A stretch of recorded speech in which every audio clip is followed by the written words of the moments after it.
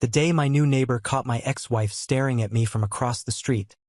Everything I thought I had buried came crawling back to the surface. But nothing could have prepared me for what that neighbor would do next. My name is Nathaniel Calloway, and 2 years ago my ex-wife, Vivian, walked out of our marriage like I was a chapter she'd already finished reading. I kept the house. I kept our son. I kept the quiet. And I told myself I was fine living next to the silence she left behind. But that Sunday afternoon, when Vivian's silver car rolled down my street and parked in front of my home, she wasn't dropping anything off. She was staring at me the way you stare at something you didn't realize you'd lost until someone else picked it up. And someone else had. Because my new neighbor, Celeste, the woman who'd quietly moved in next door a month earlier, the woman who noticed everything and said almost nothing, was watching too. She saw the way my ex-wife looked at me. She saw my shoulders tense under a weight I'd spent 2 years learning to carry alone. And then Celeste pulled off her gardening glove, leaned toward me over the fence, and said 6 words I never saw coming. "Want me to make her jealous?" Before I could answer, before I could even breathe, she took my hand. But what happened in the 30 seconds after that would change everything, for me, for my ex-wife, and for the son watching all of it from the end of the street. And by the end, the one person I never expected to walk away would be the one holding the door open behind them. Elmwood Drive on a Sunday morning had a smell to it that I never got tired of. Fresh cut grass mixing with somebody's coffee drifting out through a screen door. The oak trees holding the sunlight in their branches like they were trying to save it for later. And underneath all of it, that particular quiet that only exists in neighborhoods where people have decided, without ever saying it out loud, to leave each other in peace. I had built my life inside that quiet. After Vivian left, I stopped fighting the stillness. I stopped reaching for the remote the moment I walked in the door. Stopped filling every room with noise just to avoid hearing myself think. I learned to sit with the silence the way you learn to sit with grief. Not comfortably, never completely, but without flinching as much as you used to. 2 years. That's how long it had been. 730 days of being the man who stayed. Who cooked the same 3 dinners every week. Who showed up to every school pickup. Who learned that you don't have to be okay to function, you just have to keep moving, and eventually functioning starts to feel a little like okay. Eli was the reason I kept moving. He was 10 years old and already possessed the quiet wisdom of someone who had lived 3 lifetimes in 1 decade. He didn't ask big questions about why his mother left. He didn't throw tantrums or act out the way every parenting article on the internet told me to expect. He just watched, processed, filed things away behind those careful brown eyes that looked so much like mine it sometimes made my chest hurt in the best possible way. That Saturday morning, he was sitting on the porch steps with his worn copy of Hatchet open across his knees when I came out to unload groceries from the truck. He didn't look up, but he was watching everything the way he always was. "Mrs. Patterson's cat is in our yard again," he said. "I see him," I said. A pause. Then, "He knocked over Mom's old flower pot last week. The one she left behind." I set the grocery bag down on the truck bed and I just stood there for a second. Not because it hurt, or maybe it did hurt, just not the way it used to. More like pressing on a bruise you forgot was there. Vivian had left a lot of things behind when she packed her life into boxes and drove away. Coffee mug. 3 good years buried under 5 complicated ones. A flower pot I still hadn't thrown away for reasons I hadn't examined closely enough to explain. "It wasn't really hers anymore, buddy," I said. Eli looked up at me then, and there it was, that look. The one that made me feel like my 10-year-old son understood something about the human heart that I was still trying to figure out. "I know," he said simply. "I just noticed it was still there." He went back to his book, and I picked up the groceries. Next door, the house that had been empty since the previous summer had finally come alive. Celeste Harden had moved in about a month ago. I didn't know much about her except what a quiet street teaches you without trying. That she woke up early, that she took her coffee on the porch, that she had a habit of talking softly to her plants the way some people talk to pets, and that whatever she had left behind to come here, she had made peace with it in a way that most people never quite manage. She was a landscape architect. She told me that the first morning we actually spoke, which happened because she was placing a large potted fern in a spot that was going to scorch it by noon, and I couldn't in good conscience walk past without saying something. My mother would have considered it a moral failure. East side of the porch, I told her, already heading back toward my front door. Gets morning light, shade by afternoon. Fernal, thank you. She looked at the pot, then at me, then at the east side of her porch. And she moved it. No argument, no excessive gratitude. Just a calm, quiet decision based on information she found useful. I didn't know it then, but that was the most honest summary of who Celeste Harden was. A woman who listened to what was true and acted accordingly, without drama, without performance, without needing anyone to applaud her for it. In a life that had been full of the opposite of that, the simplicity of her was almost startling. Over the following weeks, we developed the kind of neighborly rhythm that happens naturally between two people who respect each other's space. She'd be on her porch when I came out in the mornings. We'd exchange a few words about the weather, about Eli, about whatever she was planting that week. Nothing heavy, nothing loaded. Just two people sharing the same stretch of oak trees and choosing to make that a pleasant thing. I didn't think about what it meant that I looked forward to it. I probably should have. 2 Sundays after that first conversation about the fern, I was at my folding table on the front porch reviewing blueprints for a project that was due the following Thursday. The coffee beside me had gone cold. The red pen behind my ear had migrated to the table somewhere between the second and third page. Eli was in the yard below kicking his soccer ball against the fence in that lazy, rhythmic way he had when he was thinking about something he wasn't ready to talk about yet. Celeste was next door trimming a climbing rose bush along her porch railing. We weren't talking. We didn't need to. There's a specific kind of comfort in sharing space with someone without requiring anything from them, and I had stopped taking that for granted around the same time I stopped taking most things for granted. Working on a Sunday again, she said, not looking up from her roses. Gardening on a Sunday again, I replied, not looking up from my blueprints. That's different. Gardening is restorative. So is this. She glanced over at me then, and there was a smile there, small, genuine, not performed for anyone's benefit. Eli's soccer ball hit the fence. A bird somewhere in the oaks called once and went quiet. The street breathed slowly around us. And then a silver car turned onto Elmwood Drive. I heard it before I saw it, the particular pace of a car that isn't just passing through, that's looking for something specific. It rolled to a stop in front of my house with the careful precision of someone who had parked here hundreds of times before and was now doing it with the self-consciousness of a first visit. The engine went quiet, and Vivian stepped out. I want to tell you that seeing her didn't affect me. I want to tell you that 2 years and 730 days of rebuilding myself had made me immune to the particular way she carried herself. That precise, composed authority she wore like a second skin, heels on the pavement, shoulders back, everything about her saying I have arrived and I expect the room to respond accordingly. But it did affect me. Not the way it used to. Not with longing or anger or any of the complicated feelings that used to live rent-free in my chest.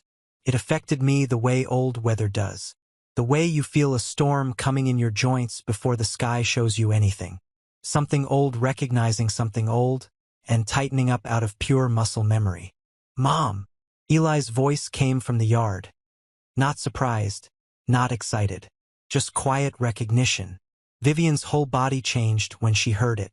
Whatever armor she wore for the world, it had a gap in it exactly the size and shape of our son. She opened her arms and Eli walked into them. Not running, walking with that careful, measured warmth of a child who loves someone completely and has also learned, without anyone teaching him, to protect himself a little. She held him longer than a Jersey delivery required. Then she looked at me. Nate, she said. Pleasant. Controlled. The voice she used in professional settings. Vivian. I stood. You should have called. I was in the area. I had Eli's soccer jersey. The dry cleaners had it since last week. She held up the bag. And I took it. Because what else do you do when your ex-wife is standing in your driveway holding a reasonable explanation in her hands and an unreasonable hope somewhere behind her eyes? But here is the thing about Vivian Calloway that 2 years of distance had given me the clarity to finally see. She had never been good at wanting things quietly. She wanted them loudly, even when she was being silent about it. Even when every word coming out of her mouth was about a soccer jersey, the rest of her was saying something else entirely. Her eyes moved to the neighboring porch. She took in the wind chimes, the herb garden, the climbing roses, the woman in the canvas sneakers who was very deliberately not looking over here and somehow managing to be impossible to ignore anyway. Vivian looked at Celeste. Then she looked at me, and I watched something move behind her eyes that she hadn't let me see in years. Something unguarded, something almost afraid. It was gone in half a second, smoothed back under the composure she had perfected. But it had been there. I had seen it. "New neighbor?" she asked. Casual. Like it was an afterthought. "About a month ago," I said. She nodded, crouched down and straightened Eli's collar. Unnecessarily, since there was nothing wrong with it, and asked him if I was feeding him real food. Eli told her I made the same 3 meals every week. I said they were solid meals. Eli said they were solid meals. And for one unscripted, unguarded moment the three of us sounded exactly like what we used to be. But that moment has a shelf life of about 4 seconds. And then it was over. Vivian stood, looked at me with something she had clearly rehearsed on the drive over and was now reconsidering. "Can we talk?" "Inside. Whatever needs saying can be said here," I told her. The flicker of old frustration crossed her face. The particular frustration of a woman who had once moved through this house like it was an extension of herself and now had to stand at its edge like a visitor. She covered it quickly, squeezed Eli's shoulder, told him she'd see him Thursday, and I almost missed it because I was watching Eli watch her. She looked one more time at the neighboring porch, at Celeste, just once, but long enough to mean something. She got in her car. The silver door closed. The engine started. And Elmwood Drive went quiet again. Eli picked up his soccer ball and drifted back toward the fence without a word. I stood on the porch steps with cold coffee in my hand and watched the empty street like it owed me an explanation. "You okay over there?" Celeste's voice came from the other side of the fence. Not intrusive, not pitying, just present. "Yeah," I said, a beat of silence. "She looked at you," Celeste said carefully. "The way people look at something they threw away and then spent a long time trying to convince themselves they didn't need." I turned to look at her. She was watching me with those calm, direct eyes. Not with judgment, not with agenda. Just honesty. The same honesty that moved the fern. "That obvious?" I said. "Only to someone paying attention," she said. And then she went back to her roses. But I stood there for a long time after that, holding cold coffee and feeling something I hadn't felt in 2 years. Not the ache of the past, not the numbness of survival. Something newer. Something I didn't have a name for yet. Something that felt, cautiously and against my better judgment, like a beginning. Eli didn't come home that evening the way he usually did. Loud footsteps on the porch, screen door announcing itself before he did. He came home quietly, slipped through the front door like someone trying not to disturb something fragile. Set his soccer ball down in the corner of the hallway instead of dropping it.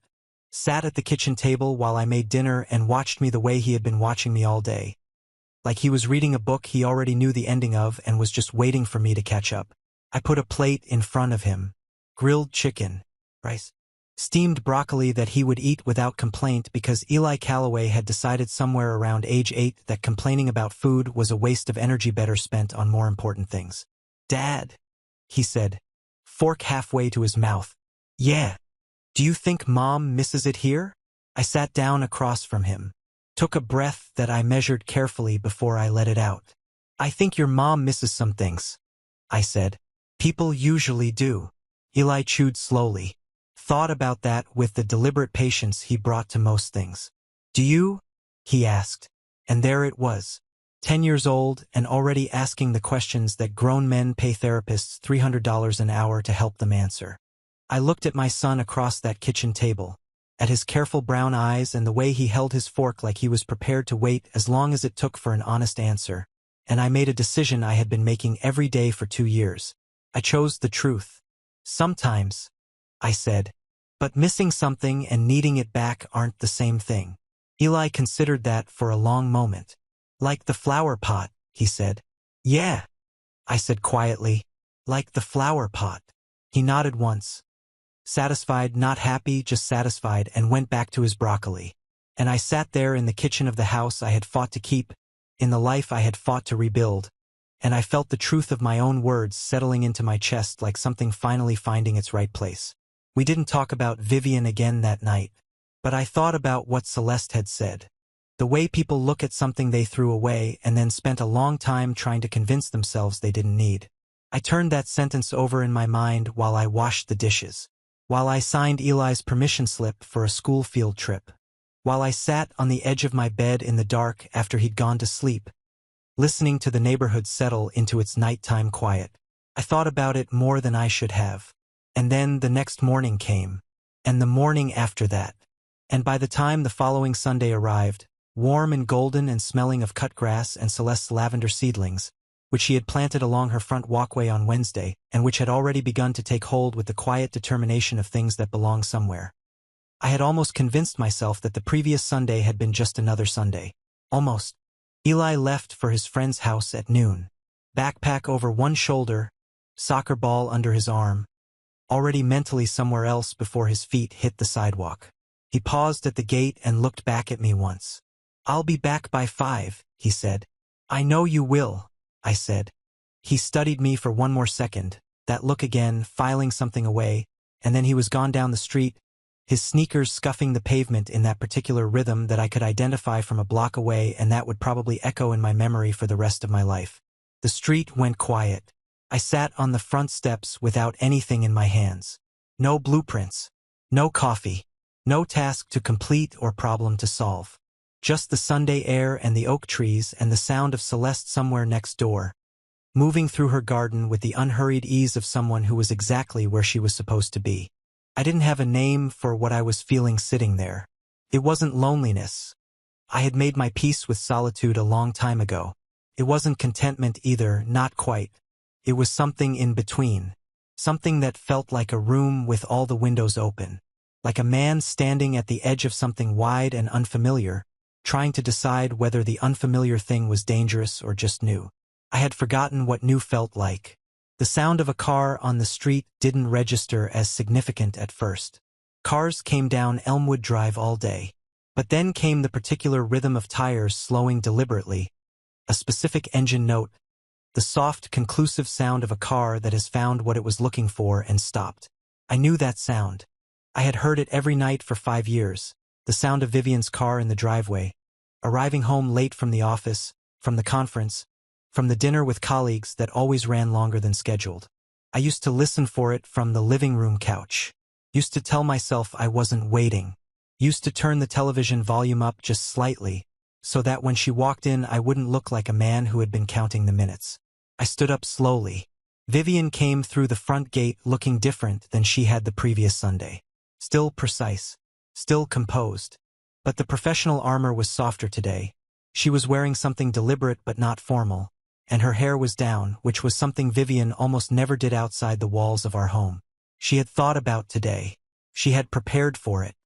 And the fact that she was here without calling, without a jersey, without any practical reason she could reasonably offer, meant that today Vivian Calloway had finally decided to say the thing she actually meant. She stopped a few feet from the steps. Looked at me the way you look at someone when you've rehearsed what you want to say so many times that you're suddenly not sure any of the words still mean what you need them to mean. "I want to actually talk," she said. "Not about Eli's schedule. Not about the dry cleaning. I want to talk about us." I didn't move. Didn't fill the silence she left after it. I had spent 5 years filling Vivian's silences, and it had cost me more than I could afford. So I just waited. She took a breath. "I've been doing a lot of thinking, Nate, about what I did, about what I kept choosing instead of choosing you." Her voice was measured, but underneath the measurement something genuine was moving. Something I hadn't heard from her in years. Real feeling. Unedited. I kept telling myself the career, the promotions, the late nights. I kept telling myself I was building something for us. But I wasn't. I was building something for me and handing you the bill. The oak trees shifted overhead. A bird moved through the branches. "And by the time I understood that," she continued, "you were already gone. You were standing right there and you were already gone and I didn't." She stopped. Reset. I think I made a mistake, Nate. I think we both know I made a mistake. There was a long moment where neither of us spoke. And here is what I want you to understand about that moment, because this is the part that nobody tells you about when they talk about moving on. It wasn't anger I felt standing there. It wasn't triumph. It wasn't even sadness, not exactly. What I felt was something quieter and more complicated than any of those things. It was the particular weight of a true thing arriving too late. Like rain on a drought that's already ended. You needed this once. You needed it desperately. And now it's here, and you can recognize it for what it is, and it doesn't change anything. I opened my mouth to respond. And that's when I heard the gate. Not my gate. The low wooden gate between my yard and Celeste's. The one that sometimes caught on the post and required a particular lift of the latch to open properly. And Celeste had learned the trick of it sometime in the past 2 weeks without me ever showing her. She came through it quietly. She had been in her garden when Vivian arrived. I registered that distantly, the way you register background details when something more immediate is demanding your attention. She had been kneeling in the soil beside her lavender seedlings, and now she was standing, and she was pulling off her gardening gloves one finger at a time with the calm, unhurried movement of someone who has made a decision and is not second-guessing it. Vivian heard the gate too. Her eyes moved past my shoulder. Found Celeste. And I watched Vivian's carefully constructed composure do something I had only seen it do a handful of times in 7 years of knowing her. It cracked. Not dramatically, not all at once. Just a hairline fracture right down the middle, visible for exactly the length of time it took her to understand what she was looking at. A woman. Next door. Coming through the gate like she had done it 100 times before. Calm. Unhurried. At home in the geography of my daily life in a way that told a story without needing a single word. Celeste stopped a few feet away from me. She looked at me once. Just a glance, quick and honest and asking nothing. And then she said it. Want me to make her jealous? 6 words. Quiet enough that they might not have carried to where Vivian was standing. But they carried. I know they carried because I saw Vivian's chin lift by exactly 1/4 of an inch, the involuntary response of someone who has just heard something that landed somewhere tender. Before I could answer, before I could think, before my brain could catch up to what was happening. Celeste reached out and took my hand. Not dramatically, not with performance or announcement. She took my hand the way you hand someone an umbrella because you saw the clouds before they did. Simple, quiet, certain, and everything on Elmwood Drive stopped. I felt it. The warmth of her hand around mine, unhurried and real. I felt my own breath go still somewhere in my chest. I felt the strange and unexpected sensation of being steadied by something I hadn't known I needed until the moment it arrived. Vivian stood perfectly still. She was looking at our hands. Not with fury. Vivian was far too composed for fury in public. But with something rawer than fury. Something that lived underneath all the composure and the polish and the professional armor. Something that looked, if I am being completely honest, like grief. Because that is what it is, when you realize you had something real and you held it loosely and now you are standing on the outside of it looking in. It is grief. Plain and simple. The particular grief of a door that has closed not with a slam but with the soft, final click of a latch finding its place. Celeste wasn't looking at Vivian. She was looking ahead, at the street, at the oak trees, at nothing specific. But her hand was steady in mine, warm, present, not asking anything from me, just there. And the thing is, it wasn't the gesture that undid me. It was what happened inside me because of it. Because standing there with Celeste's hand in mine, I became aware of something I had been moving toward for weeks without knowing I was moving at all. Not toward Celeste specifically, not yet, not in any way I could have named in that moment. But toward something she represented. Something that felt like honesty, like ease, like a person who moves the fern where you tell her and doesn't need to make a production out of it. Like someone who sees the weight on your shoulders without waiting for you to announce it and doesn't try to fix you. Just stands close enough that carrying it feels different. Vivian's voice, when it came, was controlled. But only barely. I see, she said. 2 words. Everything she was too composed to say out loud. The regret, the recognition, the understanding of what she was witnessing. compressed into 2 words and delivered with the quiet dignity of a woman who had spent her entire life refusing to fall apart in front of an audience. She looked at me one more time, and in that look was the entire marriage. The good years at the beginning, the Saturday mornings and the inside jokes, and the way she used to reach for my hand across restaurant tables without thinking about it. The slow drift that neither of us named until it was too wide to cross. The night she told me she needed more than this life could give her, and I sat very still and listened and told her I understood, because that was the kind of man I was, and the kind of man I was sometimes cost me everything. All of it, in one look, lasting about 3 seconds. Then she squared her shoulders, and she said the last thing I ever expected her to say. "Take care of yourself, Nate." And then softer, almost to herself, "You always deserved that." She turned, walked to the silver car with the same composed authority she brought to everything, opened the door, got in, and this time, she did not look at Celeste's porch. The engine started. The car pulled away, and I stood at the edge of my front walkway watching it go, holding the hand of my neighbor, feeling something I had not felt in 2 full years. Not relief, not victory, something quieter than both of those things. Something that felt, against all odds, like the particular lightness of a man who has finally, stopped waiting for the rain to come back to a garden that has already learned to grow without it. The street settled into silence. Celeste and I stood there a moment longer, neither of us speaking, her hand still loosely in mine, neither of us having moved to separate yet. The lavender along her front walk pushed its scent into the warm Sunday air, and the oak trees held their light, and somewhere down the street a wind chime on somebody's porch rang once and went quiet. Then Celeste said, without any drama at all, "Well, that was something." And I laughed. Not a polite laugh. Not the social laugh of a man who is holding himself together. A real laugh. Sudden and full and coming from somewhere deep in my chest that had been closed off for so long I had almost forgotten the sound it made when it opened. Surprised me. It surprised Celeste too, because she turned to look at me with wide eyes and then she started laughing too. And for a moment we were just 2 people standing on a sidewalk in Charlotte, North Carolina on a warm Sunday afternoon, laughing at nothing and everything while the street went quietly about its business around us. When it passed, we were both just breathing. Her hand had left mine somewhere in the middle of the laughing, and neither of us had marked the moment it happened. "You didn't have to do that," I said. "I know," she said. "Was any part of it real?" She was quiet for a long moment. She looked at the lavender along the walkway, at the fern on the east side of her porch, dark and healthy in the afternoon shade. Then she looked at me. "I moved the fern," she said, and I stood there understanding exactly what she meant. Eli came down Elmwood Drive at exactly 5 o'clock.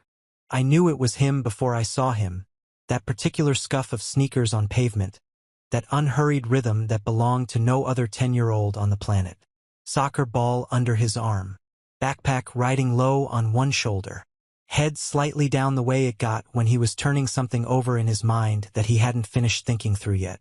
He turned through the front gate and stopped, not because anything dramatic was happening. The street was quiet. The yard was still. I was sitting on the front porch steps, the same steps I had been sitting on all day, but something about the way I was sitting must have been different. Something in my posture or my face or the simple fact that I wasn't holding anything, wasn't working, wasn't bracing against some invisible weight. Eli looked at me the way he always looked at me when something had changed.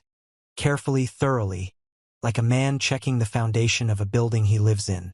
Then he looked next door. Celeste was on her porch watering the fern.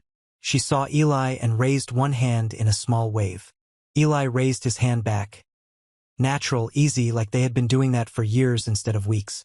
He came and sat beside me on the steps. For a while neither of us said anything. The street did what streets do in the late afternoon. Slowed down, went golden, let the day breathe out. The oak trees caught the last of the good light in their high branches. Somewhere nearby someone was grilling something, and the smell of it drifted warm and easy through the neighborhood. "Good Sunday?" Eli asked. He was looking straight ahead, casual, like it was a throwaway question. But nothing Eli Calloway asked was ever a throwaway question. I thought about how to answer that. I thought about Vivian standing at the edge of my walkway saying the truest thing she had ever said to me. I thought about Celeste's hand. I thought about the laugh that had come out of me from somewhere I had forgotten existed. I thought about 2 years of mornings getting up and doing the next right thing and trusting that eventually the next right thing would lead somewhere worth arriving at. Yeah, I said. Good Sunday. Eli nodded slowly, still looking at the street. She came back, he said. Not a question. She did. And she left again. She did. Another pause. The grill smell intensified for a moment and then softened. A car passed at the end of the block and kept going. Dad, Eli said. Yeah. You seem different. I turned to look at my son. At the careful brown eyes and the serious mouth and the 10-year-old face that contained something ancient and unhurried. And I felt it again. That thing in my chest that had opened during the laughing and hadn't closed back up. That room with all the windows. That wide, unfamiliar feeling that I was beginning, slowly, to understand was not dangerous. It was just new. Different how? I asked. Eli thought about it with the genuine consideration he brought to everything. Like when I finish a really hard chapter in a book, he said finally. And I'm tired from it. But I keep reading anyway because the next part might be better. I stared at my son for a long moment. 10 years old. 10 years old, and he had just described in one sentence what 2 years of rebuilding had actually felt like. What today had felt like. Better than I could have managed with 100 words and a running start. Yeah, I said quietly. Exactly like that. Eli nodded once, satisfied, and leaned his shoulder against mine the way he had been doing since he was small enough to fit under my arm completely. I put my arm around him. He didn't pull away the way kids his age sometimes start to. He just leaned in slightly more and went back to watching the street. And we sat there together in the late afternoon gold of Elmwood Drive, my son and I, while the neighborhood settled into its evening quiet around us. From next door came the soft sound of Celeste's wind chimes answering a breeze. I looked over and she was no longer on the porch. She had gone inside at some point, giving us our space the way she gave everyone their space without making a thing of it, without needing recognition for the kindness. Her front walkway held its neat row of young lavender, still small, still finding their roots, but already putting their scent into the air with a quiet confidence that said, I belong here. Give me time. Watch what I become. I understood something in that moment that I want to try to put into words because I think it matters. For 2 years I had been surviving. And there is nothing wrong with surviving. Surviving is what you do when the floor drops out from under you and you have a child to catch and a life to hold together and no instruction manual for how to do any of it with your chest caved in. Surviving is honorable. Surviving is harder than it looks. Don't let anyone tell you otherwise. But survival has a ceiling. And somewhere between a moved fern and a hand taken without asking and a laugh that surprised me out of my own chest. Somewhere in that unremarkable Sunday on an unremarkable street in Charlotte, North Carolina. I had quietly walked through that ceiling without entirely meaning to. I was not the same man who had stood in this driveway 2 years ago watching taillights disappear. Not better, not worse, different. Rebuilt in the places that had cracked, not with the original material but with something that had been tested and was stronger for it. The kind of man who had learned to sit with silence and discovered it didn't mean emptiness. The kind of man who had learned to carry his own weight and discovered that made it possible, eventually, to reach for someone else's hand without losing your balance. Vivian had come back today looking for the man she left. But that man wasn't here anymore. And the extraordinary thing, the thing that settled into me like warm light through a window, was that I was not sad about that. I was not triumphant about it either. I was simply at peace with it in the way you come to peace with true things that took a long time to become true. She had looked at me today and seen what she had lost. But I had looked at myself today, through Celeste's steady eyes, through Eli's careful ones, through the unexpected evidence of my own laughter, and seen, for the first time in longer than I could name, what I still had. That is not a small thing. That is everything. Later that evening, after dinner, the same 3 meals, solid and good. After Eli had done his homework at the kitchen table and argued mildly about whether 30 minutes of reading before bed was strictly necessary, and then gone to do it anyway because we both knew he wanted to. After the house had settled into its nighttime quiet and I had turned off the lights downstairs one by one, I stepped out onto the front porch. The street was dark and still. The oak trees were black shapes against a sky that held the last deep blue of the evening. The air had cooled and carried the faint ghost of the day's lavender in it. Softened now, quieter, like a conversation winding down. The light was on next door. Celeste's porch light, warm and amber, falling across the terracotta pots and the wind chimes and the fern on the east side of the porch, which was doing exactly what I had said it would do. Dark and full and healthy and entirely at home. I stood there for a while, not waiting for anything, not bracing against anything, just standing in the night air of my own life with both hands empty and my chest open and the particular peace of a man who has stopped carrying something he was never supposed to carry alone. After a while, the front door next door opened quietly. Celeste came out with a glass of water. She saw me on the porch and she didn't make a production of it.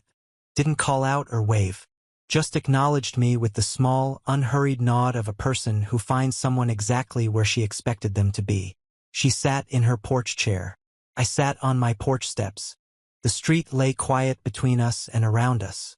And we just existed there. Two people on two porches on one street on one evening in a life that had turned out completely differently than either of us had planned and was somehow, against all reasonable expectation, turning out to be enough. More than enough. The wind chimes moved. The oak trees held their dark. Somewhere inside the house behind me, my son was reading the next chapter. And I sat in the night air of Elmwood Drive and I thought about every hard morning I had pushed through. Every dinner I had cooked when I didn't feel like standing. Every school pickup. Every permission slip. Every quiet evening I had spent learning to be still instead of just being empty. Every single day I had chosen to keep going when keeping going felt like the least dramatic and most exhausting decision a human being could make. I thought about all of it. And I want to tell you something, and I need you to hear this wherever you are, whatever you are carrying right now, whatever version of a life that didn't go as planned you are currently living inside of. None of it was wasted. Not one hard day. Not one quiet evening that felt like it was leading nowhere. Not one morning you got up when everything in you wanted to stay down. Every single one of those days was building something. Quietly, without announcing itself, without asking you to notice. Your life was rebuilding itself around your willingness to keep showing up for it. The people who walked away from you were not the authors of your story. They were just characters who exited before the best chapters were written. And the fact that they left, the fact that it hurt, the fact that it cost you something real, does not mean the story is over. It means the story is getting to the part where it actually begins. Because here is what I know now. Sitting on these porch steps with my son asleep inside and my neighbor on her porch and the lavender finding its roots in the dark. You don't have to be completely healed to be worth loving. You don't have to have it all figured out to deserve something real. You just have to be willing to keep showing up. To keep choosing the next right thing. To let the right people find you. Not by chasing them, not by performing for them, but by becoming so quietly, honestly yourself that the people who are meant for your life simply recognize you when they arrive. Vivian saw me today and saw what she had lost. But what I saw, what I finally truly saw, was what I had found. And it started with a fern. It started with 2 words, morning, neighbor, exchanged across a driveway on an ordinary Saturday. It started with showing up to my own life even when my own life felt like a house with all the furniture removed. It started with choosing, every single day, to be the kind of man my son could lean his shoulder against and feel the world steady underneath him. That is where it started. And standing here tonight, I have absolutely no idea where it ends. But for the first time in 2 years, I am not afraid of that. For the first time in 2 years, I actually want to find out. The wind chimes rang once more in the dark. Celeste looked over from her porch. I looked back from my steps. The amber light fell warm between us. "Good evening, neighbor," she said. And I smiled, wide and real and unguarded. The smile of a man who has finally, at long last, stopped bracing for impact. "Good evening," I said, and Elmwood Drive held us both in its quiet. "Oh, let me ask you something before you go. And I want you to really sit with this question. Is there something in your life right now that you have been holding on to? Not because it still belongs to you, but because letting go of it feels like admitting that the story didn't go the way you planned? Because here is what Nate's story teaches us, what every real story of rebuilding teaches us. The ending you didn't get was not the only ending available to you. The life that fell apart was not the only life you were capable of living. And the person who left, who chose wrong, who took you for granted, they do not get to write the final chapter. You do. So if you are in the middle of your hard chapter right now, keep reading. Keep showing up. Keep being so honestly, quietly yourself that when the right thing arrives on your street, you are present enough to notice it. Your front porch moment is coming. Don't give up before it gets there. And if this story moved you, if it reached something real inside you, share it with someone who needs to hear it today. You never know whose hard chapter you might be helping them through. And if you haven't turned on our channel notification bell yet, tap it right now so you never miss a story like this one. Every week we bring you real, powerful human stories that remind you what it means to keep going, to rebuild, and to find the extraordinary hiding inside the ordinary. We'll see you in the next one. And until then, keep showing up. That's where everything begins.